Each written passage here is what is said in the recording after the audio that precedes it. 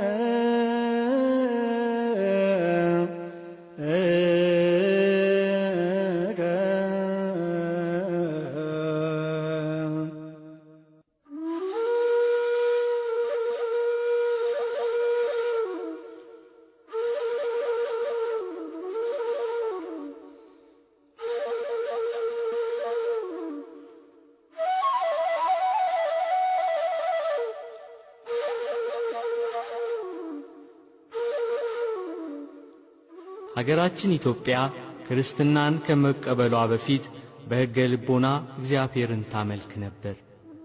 ከሕገ ልቦና በኋላ ሕገ ኦሪትን በኦሪት ሥርዓት መሠረት ትፈጽም ነበር።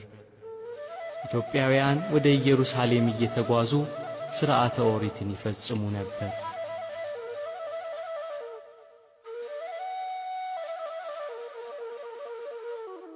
በ39 ዓመተ ምህረት በኦሪት እምነት መሠረት ለስግደት ወደ ኢየሩሳሌም የተጓዘው ኢትዮጵያዊው የንግሥት እንዳኬ ጃንደረባ ወይንም በጅሮንድ ኢየሩሳሌም ደርሶ ሲመለስ ጋዛ አካባቢ የጌታችን የኢየሱስ ክርስቶስ ሐዋርያ ፊልጶስ አስተምሮ አጠመቀው። ኢትዮጵያውያን በዚያ ጃንደረባ ምክንያት ከሕገ ኦሪት ወደ ሕገ ወንጌል መንገድን ጀመሩ። ወንጌል በቤተ መንግሥትና በአካባቢው ተደመጠ።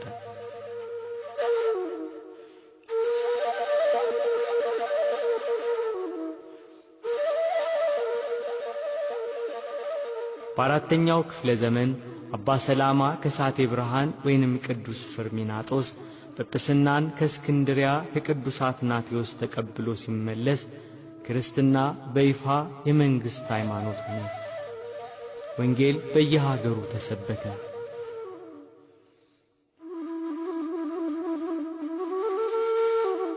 በኦሪት ሥርዓት በነቢያት የተተነበየውን ትንቢት የተመሰለውን ምሳሌ ሲናፍቁ የነበሩ ኢትዮጵያውያን በወንጌል የኢየሱስ ክርስቶስ መሰበክ እውን መሆኑን አምነው ከሕገ ኦሪት ወደ ሕገ ወንጌል ተሻገሩ። በኦሪት ጥላነት ሐዋርያትን መሠረት እያደረጉ ወንጌል ተሰበከ። ገዳማት ተገደሙ፣ አብያተ መቅደስ ታነጹ፣ ክርስትና ተሰበከ። በኢየሱስ ክርስቶስ ፍጹም ፍቅር ተጠምደው ዓለምን ንቀው እርሱን አብነት ያደረጉ ወደ በረሃ እየገቡ ከዚህ ዓለም ሀብትና ደስታ ይልቅ የሰማያዊውን ሀብትና ደስታ እየናፈቁ በምግባርና በሃይማኖት ይጸኑ ብዙ ቅዱሳን ተነሱ።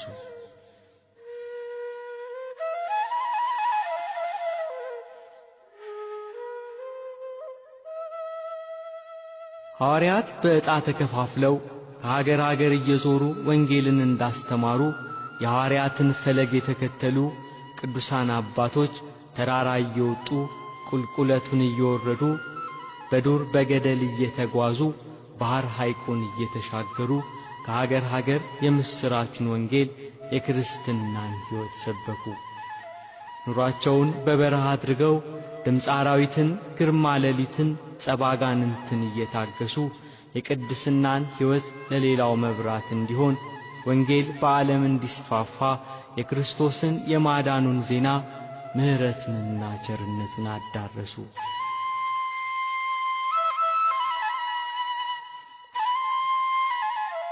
የቅዱሳን ሀገር የክርስትና መዲና ሀገረ እግዚአብሔር የሆነች ኢትዮጵያ ቅዱሳንን ከማክበር በተጨማሪ ቅዱሳን የሚወለዱባት፣ ጻድቃን የሚጠጉባት ሀገር ናት።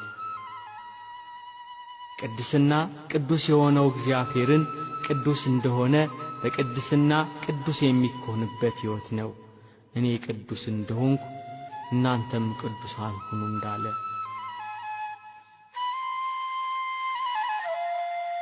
ቅድስና የምታልፈውን ዓለም ንቆ የማያልፈውን ዘላለማዊ ሕይወት መናፈቅ ነው። ቅድስና ራስን ለእግዚአብሔር ነጥሎ ማውጣት መለየት ነው። ዓለም በሞቷ ከምትገዛው ከካራን መውጣት ወተትና ማር የምታፈልቀውን የእግዚአብሔርን መንግሥት ከነዓንን መናፈቅ ነው። ቅድስና ነገደ ብንያም ነው። እናቱ አቅሌስያ ትባላለች። ስምዖንና አቅሌስያ ለ30 ዓመታት ያህል መሃን ሆነው ልጅ ሳይኖራቸው ኖሩ። ዘወትር ወደ ቤተ ክርስቲያን እየገቡ የአብ የወልድ የመንፈስ ቅዱስ ስዕል ካለበት ፊት ለፊት እየቆሙ ጌታ ሆይ አንተን ደስ የሚያሰኝ ፈቃድህን የሚፈጽም ንጽሕናን የሚወድ ልጅ ስጠን ብለው ይጸልዩ ነበር። ከዕለታት በአንድ ቀን አቅሌስያ ይህንን ጸሎት በቤተ መቅደስ ቆማ ስትጸልይ ከስዕሉ እንዲህ የሚል ቃል ሰማች።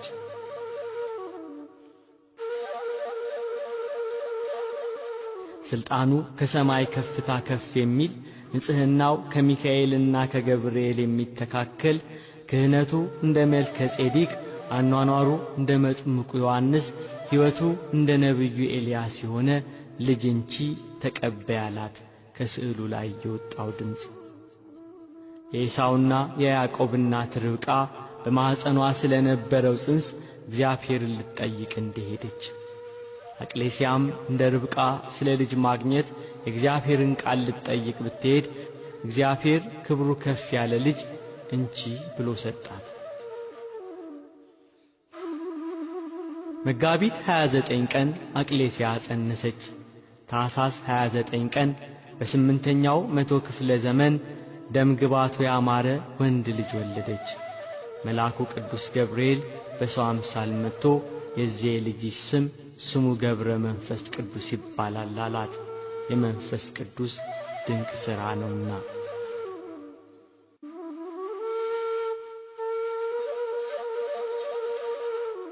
ስለ ጻድቁ ኖኅ መወለድ በሄኖክ መጽሐፍ እንደተነገረ ከአዋላጅቱ እጅ ተነስቶ ቅዱስ ቅዱስ ቅዱስ እግዚአብሔር አሸናፊ እያለ እንዳመሰገነ አባታችን ገብረ መንፈስ ቅዱስም ዕለቱን ተነስቶ ለአብ ለወልድ ለመንፈስ ቅዱስ ምስጋና ይገባል እያለ ሰገደ።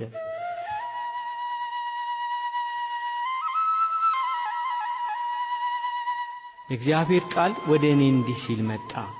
በሆድ ሳልሰራ አውቄአለሁ፣ ከማኅፀን ሳትወጣ ቀድሼአለሁ፣ ለአሕዛብ ነቢይ አድርጌአለሁ እንዳለ ለነቢዩ ኤርምያስ። ኤርምያስን ከማኅፀን ሳይወጣ በእናቱ ማኅፀን ሳይሠራው እንደባረከው አባታችን አቡነ ገብረ መንፈስ ቅዱስንም ባረከው። አባታችን አቡነ ገብረ መንፈስ ቅዱስ ከተወለደ ከ3 ዓመት በኋላ እግዚአብሔር አምላክ መልአኩ ቅዱስ ገብርኤልን አዘዘው። ሕፃኑን ከእናቱ ክንድ ተቀብለህ ወደ 7ቱ ሰማያት አምጣው ብሎ።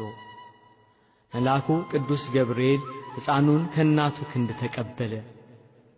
ሴት ልጅ ልጇን እንድትታቀፍ በክንፎቹ አቀፈው። ወደ ሰማይ ከፍ አድርጎ ሕፃኑን ሲስመው በዚያ የነበሩ ሰዎች ተገረሙ። መልአኩ ቅዱስ ገብርኤል እስከ 7ቱ ሰማያት አወጣውና ወደ እግዚአብሔር መንግሥት አቀረበው።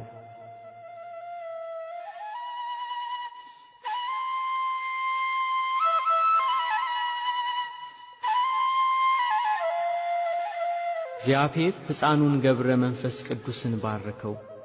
ወደ እናቴ ወደ ማርያም ውሰደውና እርሷም ትባርከው አለው። ዳግመኛ አዳም፣ ሴትና ሄኖስ፣ ያሬድና ማቱሳላ፣ ላሜህና ኖህ ወዳሉበት ውሰደው፣ እነርሱም ይባርኩት። አብርሃምና ይስሐቅ፣ ያዕቆብም ወዳሉበት፣ ነቢያት፣ ሐዋርያት ወዳሉበት ውሰደውና ይባርኩት። ሰማዕታትና ደናግላን፣ ሄሮድስ ያስፈጃቸው ሕፃናት ወዳሉበት ውሰደውና ይባርኩት አለው።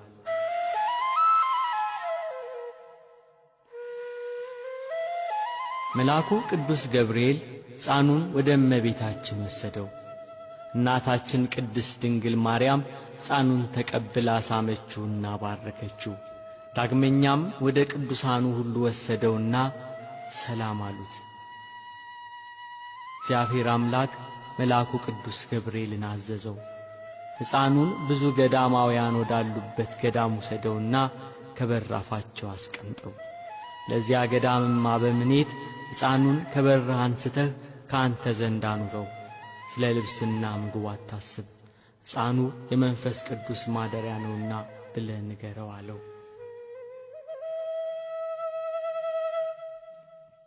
ከዚያ በኋላ መልአኩ ቅዱስ ገብርኤል አባ ዘመደ ብርሃን ወዳለበት ገዳም አወረደው፣ ከመግቢያው በር ላይ አስቀመጠው። ለአባ ዘመደ ብርሃንም እግዚአብሔር ያዘዘውን መልእክት ተናገረ። አባ ዘመደ ብርሃን የመልአኩን ቃል ሰምቶ በሩን ቢከፍት ፊቱን እንደ ፀሐይ የሚያበራ ደም ግባቱ የሚያምር ሕፃን ልጅ ከበራፉ ተቀምጦ አገኘ። እጅግ ደስ ብሎት ለእግዚአብሔር ሰገደና ሕፃኑን አንስቶ ታቅፎ ሳመው፣ ወደ ቤቱም አስገባው።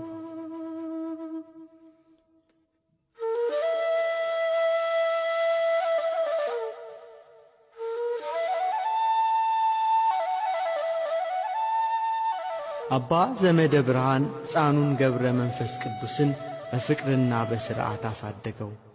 መዝሙረ ዳዊትንና የቤተ ክርስቲያንን መጻሕፍት አስተማረው። ለማዕረገ ዲቁና ሲደርስ ስሙ አብርሃም ወደሚባል ጳጳስ ወሰደው። ጳጳሱ አብርሃም ባረከውና ማዕረገ ዲቁና ሾመው።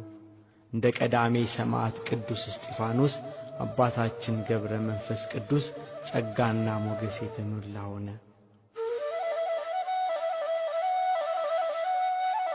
አባታችን ገብረ መንፈስ ቅዱስ ወደ አባቶቹ ሀገር ተመለሰ። በመንፈስ ቅዱስ ኃይል ጠነከረ። የእግዚአብሔር ጸጋ አድሮበታልና በሥራው ሁሉ ዕውቀትን የተመላ ሆነ። ፍጹም ሰው ሆነ። የእግዚአብሔርን ሕግ ሁሉ ፈጸመ። አባ ዘመደ ብርሃን እንደ መነኮሳት አባት እንጦንስ አስኬማን ሰጠው። ወገቡን በሰቅናና በቅናት ታጠቀ። ያንደበቱን ቅልጥፍና የነገሩን ማማር የተመለከተ አባ ዘመደ ብርሃን ስውር ጸጋ እንዳደረበት አስተዋለ።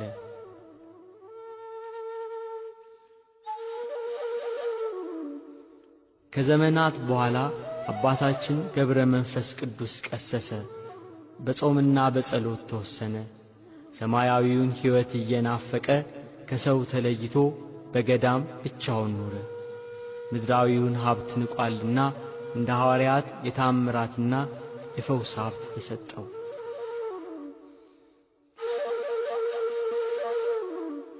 አባታችን ገብረ መንፈስ ቅዱስ በግብፅ በገዳመ ኒስ መነኮሰ። በጫካ በገዳም በበረሃ ከሰው ተለይቶ በጾም በጸሎት ተወስኖ ኖረ። በበጋው ሐሩር በክረምቱ ቁር እየተሰቃየ ኖረ። በሰውነቱ ላይ ልብስን አልለበሰም፣ ራቁቱን ነበር።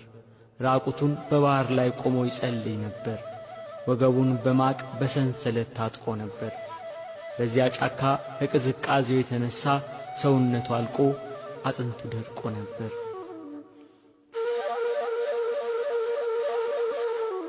ሰውነቱን በእግዚአብሔር ፊት ራቁትሽን ትቆሚያለሽ፣ እወቂ፣ ጽኚ፣ በርቺ፣ ጨክኝ እያለ ይገሥጻት ነበር። በጾም በጸሎትና በስግደት በብዙ ትጋት ቀንም ሌሊትም ጽሙድ ሆኖ ያለ ረፍት ብዙ ጸሎትን ይጸልይ፣ ስግደትንም ያበዛ ነበር።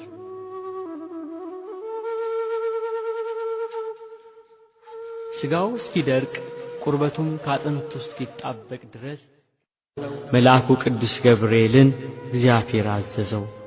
ሲመለስ ከራሱ እስከ ጽሕሙ እስከ እግሩም ድረስ ጠጉር በቀለለት። ጠጉሩም 1 ክንድ ከስንዝር ይሆን ነበር። ልብስ አልፈለገም። እግዚአብሔር በመላ አካሉ ጠጉር አበቀለለት።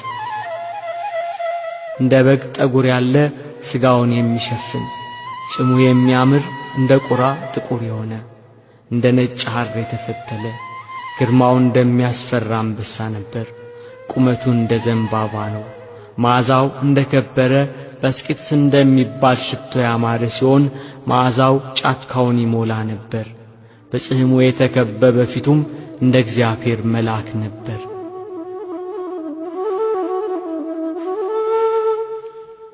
አባታችን ገብረ መንፈስ ቅዱስ ሰውነቱን ከቀን ወደ ቀን በልዩ ልዩ ገድል ይቀጣት ነበር። ነምሮቹና ናብስቱ ራሳቸውን ዝቅ አድርገው ተገዙለት፣ ከእርሱ ጋር ተስማምተው ኖሩ። ሁሉም ብፁዕ አባታችንን ሊጎዱት አልቻሉም። በእግዚአብሔር ኃይል ያናብስቱን አፍ እንደዘጋ እንደ ነቢዩ ዳንኤል ሆነ።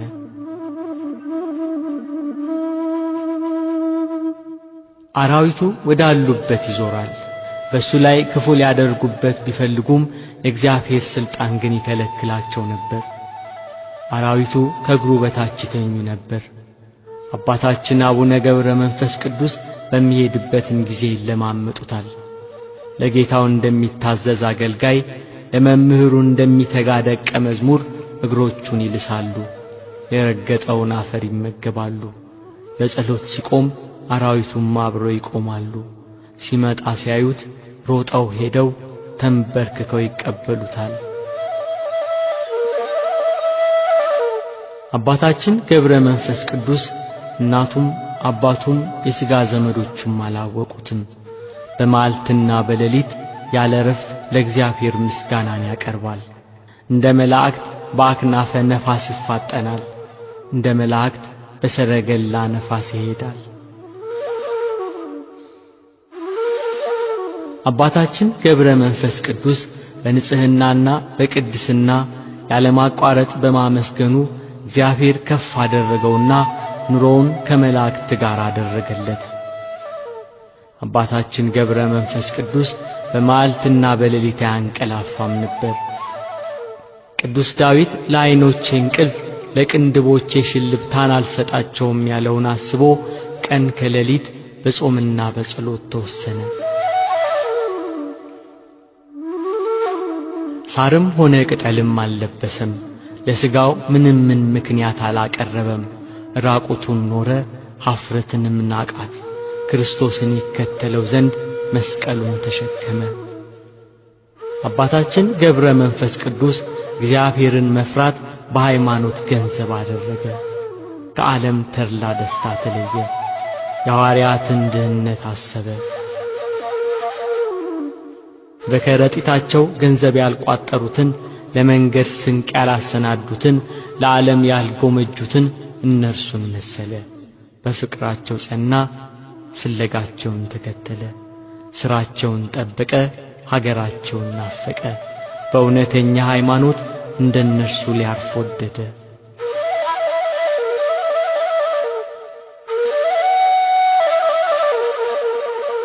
አባታችን ገብረ መንፈስ ቅዱስ ብዙ ውርጭ ብዙ አመዳይ በሚገኝበት ደሴት ረግረግ በሆነ ጥልቅ ጉድጓድ ኖረ። በዚያም ዘወትር ወደ እግዚአብሔር ይጸልይ ነበር እንዲህ እያለ፣ አቤቱ ለምንሃለው፣ ተስፋ ካደረግኩት ነገር አታሳፍረኝ። ከማኅፀን ጀምሮ በአንተ ተጣልኩ። ከእናቴ ማኅፀን አንተ አምላኬ ነህ። በማኅፀንም አንተ ጠበቅከኝ። ስም አጠራሪ አንተ ነህ። መላእክተኛህን ላክ፣ ከእናት ከአባቴም ቤት አወጣኸኝ። በጫካ በበረሃ በገዳም አኖርከኝ። አቤቱ የሚገለጥ ምሕረትህን ፈጥነህ አድርግልኝ።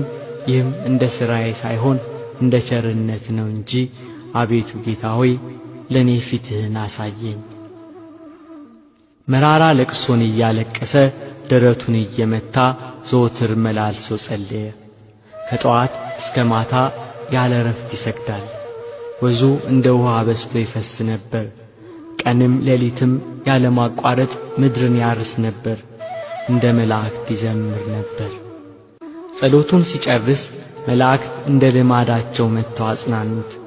ያን ጊዜ ሰማይ ተከፈተ፣ የእሳት ድንኳን ተገለጠ። 40ቱ እንስሳ የእግዚአብሔርን መንበር ተሸክመው ታዩ። 24ቱ ካህናተ ሰማይ ማዕጠንት ይዘው በዙፋኑ ዙሪያ ቆመዋል። መላእክት የመላእክት አለቃ በየነገዳቸው ቆመዋል። ቅዱስ ቅዱስ ቅዱስ እግዚአብሔር አሸናፊ እያሉ በምስጋና ይጮኻሉ። ጌታችን ኢየሱስ ክርስቶስ ለአባታችን ለአቡነ ገብረ መንፈስ ቅዱስ በአንድነትና በሦስትነት ተገልጾ ታየው። አባታችን ገብረ መንፈስ ቅዱስ ይህንን ታላቅ መገለጥ ባየ ጊዜ ፈራ። ጌታችን ኢየሱስ ክርስቶስ ግን አበረታው። ወዳጄ ሆይ ምን ትሻለህ? እነሆ በለመንከኝ ጊዜ ተገለጥኩልህ አለው። አባታችን ገብረ መንፈስ ቅዱስ አቤቱ ጌታ ሆይ እንደ ክረምት ውሃ እንባቸውን እያፈሰሱ ጥርሳቸውን እያፋጩ በደይን የሚኖሩትን አስባቸው፣ ሰይጣን አስቷቸዋልና በማወቅ ባለማወቅ በሰሩትም ማራቸው፣ ይቅር በላቸው እያለ ለመነ። ጌታችን ኢየሱስ ክርስቶስ ወዳጄ ሆይ ስምህን የጠሩትን መታሰቢያህን ያደረጉትን ኃጥአንን ምሬልሃለሁ፣ ተነስተህ ኢትዮጵያ ወደምትባል ሀገር ሂድ፣ በዚያም ከደይን የምታወጣቸው ነፍሳት አሉ ብሎ ቃል ኪዳን ገባለት። አባታችን ገብረ መንፈስ ቅዱስ በነፋስ ሰረገላ ሆኖ መልአኩ ቅዱስ ገብርኤል እየመራው ወደ ኢትዮጵያ መጣ። እጆቿን ወደ እግዚአብሔር ትዘረጋለች ተብሎ ትንቢት ወደ ተነገረላት ወደ ቅድስት አገር ወደ ኢትዮጵያ መጣ።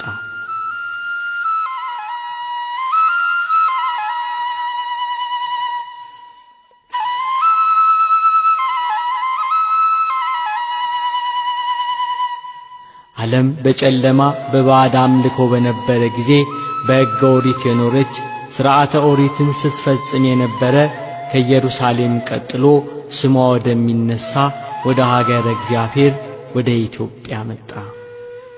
ኢየሱስ ክርስቶስ በቀራንዮ ተሰቅሎ የደሙ ነጠብጣብ ያረፈበት መድኃኒተ ነፍስ የሆነው የመስቀሉ ግማሽ ክፍል ወዳለበት ወደ ኢትዮጵያ መጣ። ከግማደ መስቀሉ ጋር ብዙ የቅዱሳን አጽም ወደ መጣበት ወደ ኢትዮጵያ መጣ። ሙሴ ከእግዚአብሔር ተቀብሎ እስራኤል ዘሥጋ በምድረ በዳ እግዚአብሔር ከእነርሱ ጋር የሚገለጽበት የቃል ኪዳኑ ታቦት ወዳለበት የድንግል ማርያም አስራት ወደ ሆነች ወደ ሀገረ እግዚአብሔር ወደ ኢትዮጵያ መጣ።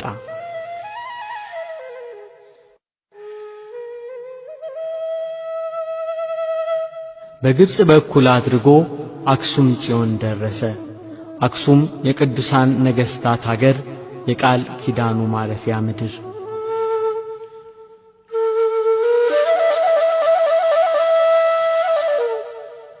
በአክሱም 3 ሱባዔ እየጸለየ ከሰነበተ በኋላ ወደ ሮሃ ወረደ።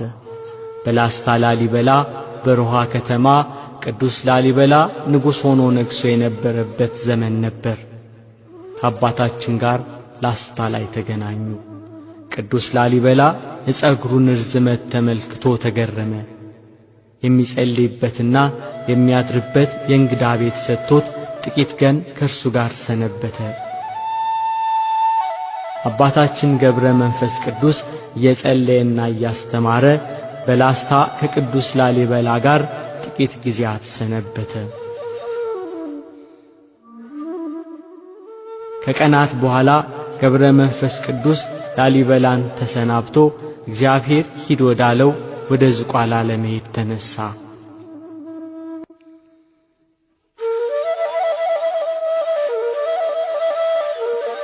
ንጉሡ ላሊበላ አባታችንን አስፈቅዶ አብሮት ወደ ዝቋላ ተጓዘ። ዝቋላ ሊደርሱ ጥቂት ቀራቸው። ናዝሬት አጠገብ አሁን ቆፍቱ ላሊበላ ከሚባለው ቦታ ደረሱ። በዚያ አደሩ። ሌሊት በዚያ ቦታ ላይ ወደፊት ቤተ ክርስቲያን እንደሚሰራ በራእይ ለአባታችን ታየው። ሲነጋ ምዕራፈ ቅዱሳን በኩረ ገዳማት ወደ ሆነችው ዝቋላ አምባ ወጡ። የዝቋላ ተራራ እጅግ አስቸጋሪ ቢሆንም ከተራራው አናት ላይ የሚታየው ለምለም ሜዳ፣ ጥቅጥቅ ያለው ደን መንፈስን ያበረታል። ዝቋላ ከደረሱ በኋላ አምባው የመናንያን መኖሪያ እንዲሆን ዳሩ እሳት መካከሉ ገነት ይሁን፣ የበረረ ወፍ የሰገረ ቆቃ ይታደንበት፣ ወንጀለኛ ተማጽኖ የሚድንበት ይሁን ብሎ ገዳሙን ገድሞላቸው ሊለያቸው ተነሳ። ንጉሡ ቅዱስ ላሊበላ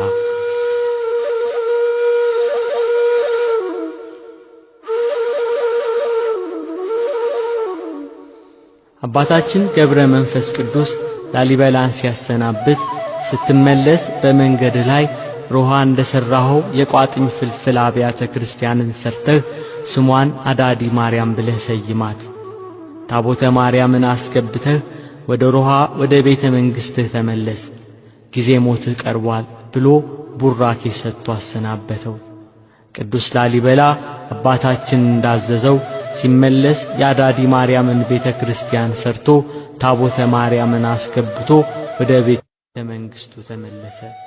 ብዙም ሳይቆይ ንጉሥ ቅዱስ ላሊበላ አረፈና በቤተ ጎለጎታ ተቀበረ።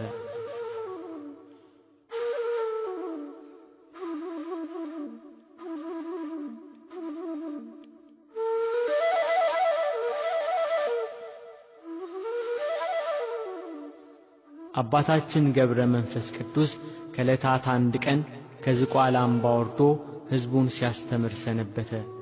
ወደ በዓቱ ለመመለስ የዝቋላን ተራራ ሊወጣ ወንበር ማርያም ደረሰ። ወንበር ማርያም ከዝቋላ አምባ ስር ከተራራው ግርጌ ትገኛለች። ወንበር ማርያም ጋር ከዛፉ ስር 3 አረጋውያን ሰዎች ተቀምጠው አየ። አረጋውያኑ የመንገድ ዝለት ያደከማቸው ይመስላሉ። አንዳንድ ምዕራፍ እያዘለ ወደ ተራራው ጫፍ እንዲያወጣቸው ጠየቁት። አባታችን ገብረ መንፈስ ቅዱስ በተራ አንደኛውን በጀርባው አዝሎ ጥቂት እንደተጓዘ አንተ የማትበላ የማትጠጣ ሰው ሆይ ደክሞሃልና ከዚያ አስቀምጠኝ አለው። ከዚያ አሳርፎት የቀሩትን 2ቱን በየተራ መጣቸው። የሰውነታቸው መዓዛ ልብን ይሰልባል። የመልካቸው ደም ግባት ተመሳሳይነት አይገኝለትም ነበር። በዚህ የተገረመ አባታችን ከወዴት መጣችሁ ብሎ ጠየቃቸው። ደም ግባታቸው የመዓዛቸው ሽታ አካባቢውን አውዶታልና። በሦስትነትና በአንድነት ታዩት። አሁን ሥላሴ እንደተገለጹለት ገባው። ለአባቶች አባት ለአብርሃም በመምሪያ አድባር ዛፍ ስር 1ም 3ም ሆነው እንደተገለጹት ለአባታችን በዝቋላ ተራራ ላይ በአንድነትና በሦስትነት ሥላሴ ታዩት። ወደ ሰማይ አወጡት፣ 7ቱ ሰማያት አደረሱት።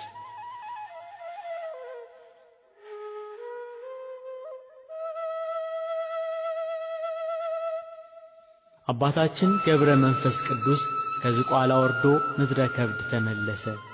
በየሀገራቱ እየተዘዋወረ ለሕዝቡ ወንጌልን እያስተማረ ስለ ኢትዮጵያ ሰዎች እየጸለየ ከሀገር ሀገር ተመላለሰ።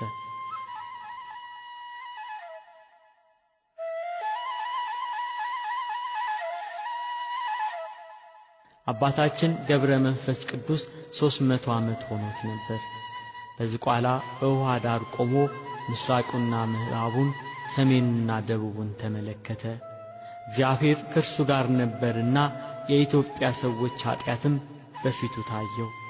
ወደ ባሕር ቁልቁል ተዘግዝቆ ከባሕር እንዳልወጣ በእግሬም እንዳልቆም በሕያው ስምህ እምላለሁ እያለ ቃል ኪዳን ስለተገባለት ስለ ኢትዮጵያውያን 40 መዓልትና ሌሊት በባሕር ውስጥ ቆየ። ጌታችን ኢየሱስ ክርስቶስ የአባታችንን ጸሎት ተቀብሎ ስምህን የጠራ መታሰቢያህን ያደረገውን እምርልሃለሁ ብሎ ዳግም ቃል ኪዳን ገባለት። አባታችን ገብረ መንፈስ ቅዱስ ግን መላ ኢትዮጵያን ማርልኝ እያለ እያለቀሰ ጸለየ። በዚያ ባህር ውስጥ 100 ዓመት ኖረ። ሥጋው አለቀ፣ ደሙም በባህር ውስጥ ፈሰሰ፣ ውሃውም ደም መሰለ።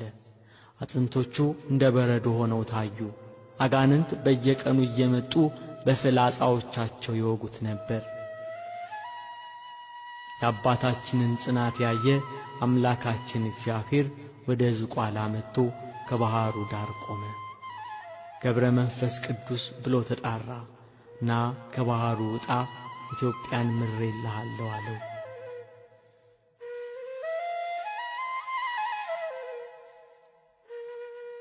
በእግዚአብሔር ቸርነት አጥንቱ ተበሳስቶ ሥጋው አልቆ ከባህሩ ወጣ። ኢየሱስ ክርስቶስ ሁለንተናውን ዳሰሰውና እንደ ቀድሞ ደህና ሆነ። ከዚያ ወደ ምድረ ከብድ ላከው። በምድረ ከብድ አባታችን ገብረ መንፈስ ቅዱስ እንደ አምድ ተክል ሆኖ 7 ዓመት ቆመ። ቅንድቡን ሳይከድን ራሱን ወደ መሬት ዝቅ ሳያደርግ እጆቹን እንደዘረጋ ወደ ሰማይ እየተመለከተ 7 ዓመት ቆየ።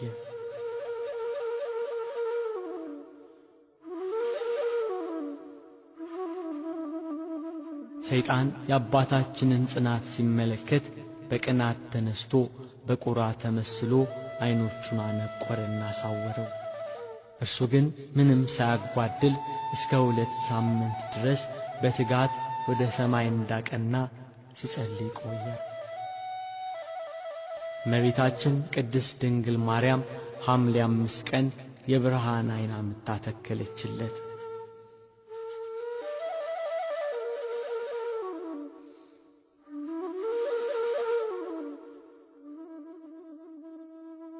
ለሰው ልጆች ሁሉ ምሕረትን ትለምናለህ፣ ተጋድሎህ ይበረታልና ተነስ ወደ ዝቋላ ሂድ አሉት መላእክት። አባታችን ገብረ መንፈስ ቅዱስ ወደ ዝቋላ ተመለሰ።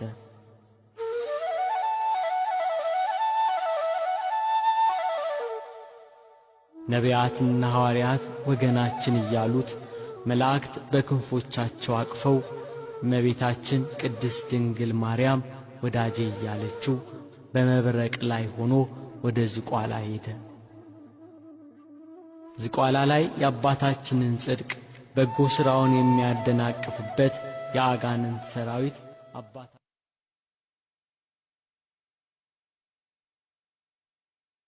ተተከለ። ያዕቆብ በሎዚያ ያያት መሰላል በምድረ ከብድም ተተከለች። የአባቶች አባት ያዕቆብ ከአባቶች ጋር እንደገና ትደሰት ዘንድና የአባቶች አባት አብርሃም፣ ይስሐቅ፣ ነቢያት፣ ሐዋርያት፣ ቅዱሳኑ ሁሉ ነው።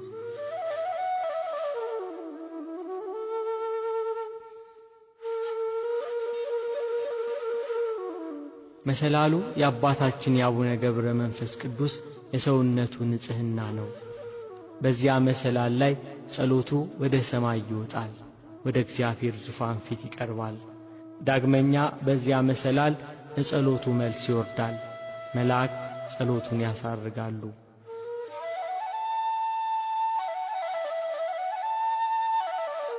አባታችን እጁን ዘርግቶ ለጸሎት በቆመ ጊዜ የሰማይ በር ይከፈታል፣ መንበረ ጸባዖት ድረስ ያያል። ርዕሰ አበው ነውና አባታችን ገብረ መንፈስ ቅዱስ በተራራና በዋሻ የሚገኙትን መነኮሳትን እየሄደ ይጎበኛቸዋል። አመጣጡ እንደ ነፋስ፣ አካሄዱም እንደ መላእክት ነው።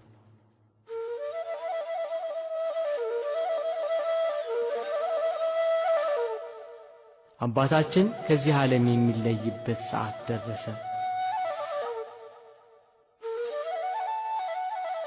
በዚህ ጊዜ ወደ ብሔረ ሕያዋን ሄዶ እግዚአብሔር የመረጣቸውን ጎብኝቶ ተመለሰ።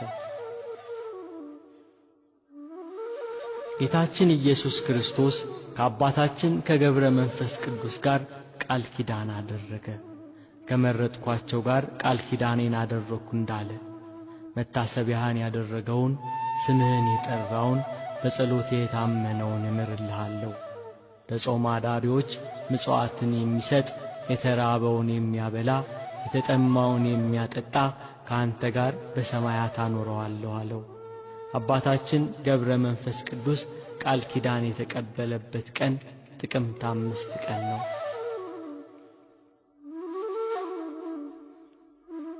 አባታችን ገብረ መንፈስ ቅዱስ ከዚህ ከሚያልፈው ዓለም ወደማያልፈው ዓለም የሚለይበት ቀን በደረሰ ጊዜ በ1415 ዓመተ ምህረት መጋቢት 3 ቀን አርብ ታመመ። ለሞት የሚያበቃ ጽኑ ሕመም አገኘው። በቀዳሚ ሰንበት እያላበው በሕመም እንደተያዘ በጻማ በድካም እንደ ልማድም ለፍጥረት ሁሉ ወደ አምላኩ እየማለደ እየጸለየ ዋለ። ቅዳሜ ሲመሻሽ ሰውነቱ ደከመ፣ መናገር ተሳነው። ከታመመበት ቀን ጀምሮ እስከሚሞትበት ቀን ድረስ በትዕምርተ መስቀል አምሳል ማማተቡን አላቋረጠም። የሕመሙን ወሬ ሰምተው በረከት ለመቀበል የተሰበሰቡ አባቶች በላዩ ያረፈውን የእግዚአብሔርን ጸጋ፣ ከፊቱ የሚወጣውን ብርሃን፣ ቀይ መልኩን፣ ረጅም የራስ ጠጉሩን፣ እንደ ነጭ ሐር የሚሆን ጺሙን አይተው ተደነቁ። ቅዳሜ ለእሑድ አጥቢያ መጋቢት 5 ሌሊት 7 ሰዓት ሲሆን ከሰማይ የነጎድጓድ ድምፅ ተሰማ። ጌታችን መድኃኒታችን ኢየሱስ ክርስቶስ ወደ አባታችን መጣ። በጌታ መውረድ ምድር ራደች፣ ተራሮች ኮረብቶች ተናወጡ፣ ብርቱ ጩኸት ሆነ። ከዚህ በኋላ ጌታችን ኢየሱስ ክርስቶስ ወዳጄ ሰላም ላንተ ይሁን እያለ ፊት ለፊት አናገረው። የተጋድሎውን ዋጋ ዓለምን ጥሎ የመነነበትን ገንዘብን ሁሉ ጥሎ የተከተለ የሚያገኘውን ዋጋ ሰጠው። የማያልፍ የማይቋረጥ ቃል ኪዳን አደረገ። የጻድቃን መታሰቢያ ለዘላለም ይኖራል ተብሏልና ለዘላለም ስሙን እየጠሩ ምልጃውን የሚጠባበቁ የአባታችንን ጸሎት በእምነት የተቀበሉ ሁሉ ቃል ኪዳኑ እንዲደርሳቸው በምድር ከመረጠው ምድራዊ መልአክ ርዕሰ አበው ከሆነ ከአባታችን ጋር ቃል ኪዳንን አደረገ። ጌታችን ኢየሱስ ክርስቶስ ከአባታችን ጋር ቃል ኪዳን ሲገባ የአባታችን የእጅና የእግሩ ጣቶች እንደ ፋና በሩ፣ ከጠጉሩም ወተት ይፈስ ነበር፣ ከአፉም በረድ የሚመስል ነጭ ንብ ይወጣ ነበር። ወደ ሰማይ ይወጣል፣ እንደገናም ይወርዳል፣ ወደ አፉም ይመለሳል። ከአባታችን ከእጅና ከእግሩ የሚወጣው ከጠጉሩም የሚፈሰው ወተት የመላእክት ምሳሌ የሆነው ቅድስናው ነው። ከአፉ የሚወጣው ነጭ ንብ ቂም በቀል የሌለው ጸሎቱ ነው። የአባታችን ነፍሱ ከሥጋው ተለየች። ጌታችንም ተቀብሎ ሳማት፣ ደስታን ሞላት።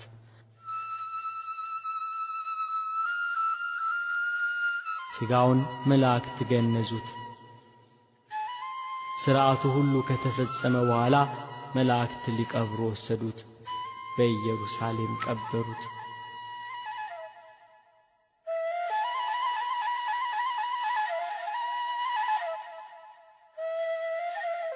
በአባታችን የሥጋ ረፍት ቅዱሳን አባቶች ሁሉ አዘኑ። የረገጠውን መሬት እየላሱ የተመገቡ እግዚአብሔር በሄደበት እንዲሄዱ የሰጠው አናብስትና ነምሮች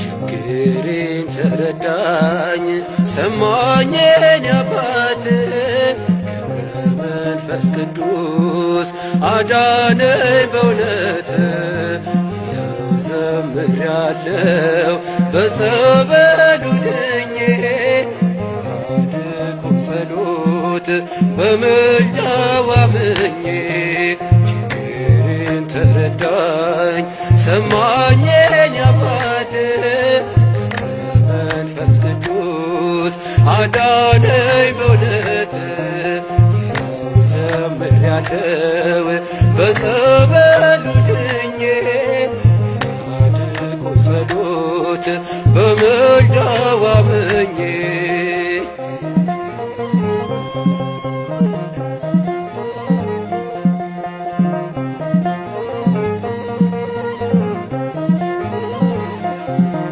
ከእግሩ ስር ወድቄ ብሶቴን ስነግረው የሆንኩትን ሁሉ ሚስጥሬን ሳዋየው አይዞህ ልጅ አትዘን ብሎ አጽናናኝ። ታሪኬን ለውጦ በፊቱ አቆመኝ። ችግሬን ተረዳኝ ሰማኝ የኔ አባት መንፈስ ቅዱስ አዳነኝ በእውነት ይኸው ዘምሬአለሁ በጸበሉ ድኜ ጻድቁ ጸሎት በምልጃው አምኜ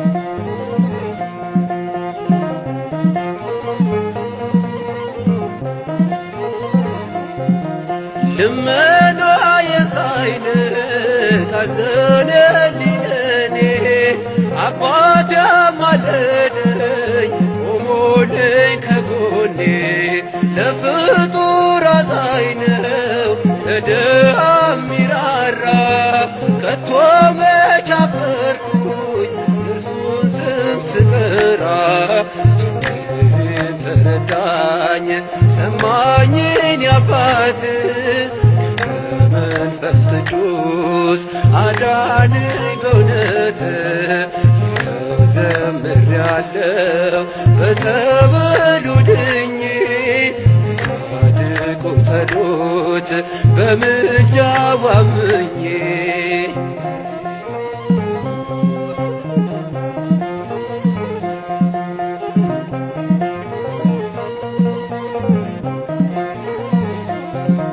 ጸበሉ ፈዋሽ ነው ገድሎ የሚያስደንቅ የአባቴ ልመና ከአምላክ የሚያስታርቅ ላሸብሽብ ልዘምር በእልልታ ልቀኝ ገብረ መንፈስ ቅዱስ እኔ ስለረዳኝ ችግሬን ተረዳኝ ሰማኝ የኔ አባት መንፈስ ቅዱስ አዳነኝ በእውነት ይኸው ዘምሬአለሁ በጸበሉ ድኜ ጻድቁ ጸሎት በምልጃው አምኜ